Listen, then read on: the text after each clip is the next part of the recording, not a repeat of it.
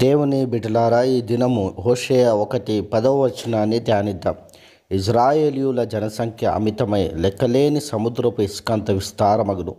ఏ స్థలమందు మీరు నా జనులు కారన్న మాట జనులు వారితో చెప్పుదురో ఆ స్థలముననే మీరు జీవము గల దేవుని కుమారులై ఉన్నారని వారితో చెప్పుదురు. దేవునికి మహిమ కలుగునుగాక.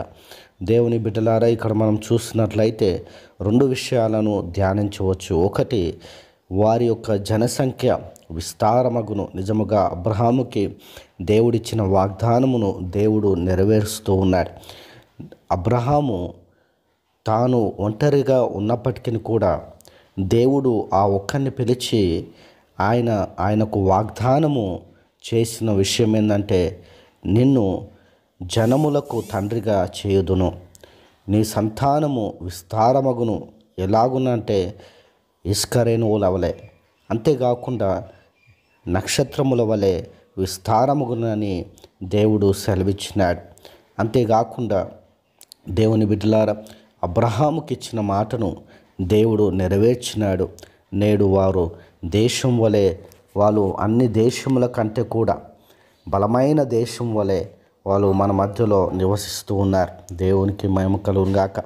ఇంకొక విషయాన్ని మనం చూసినట్లయితే, ఎవరైతే వీరు మరి దేవుని పిల్లలు కారు అన్నారో అక్కడనే వారు దేవుని పిల్లలగుదురని జనములు చెప్పుదురని బైబిల్ సెలవిస్తూ ఉంది. నిజముగా ఈ దినము ఇజ్రాయెల్ అందరూ దేశాలు ఏమంటారంటే దేవుని పిల్లలు, దేవుని కుమారులు అని అంటారు.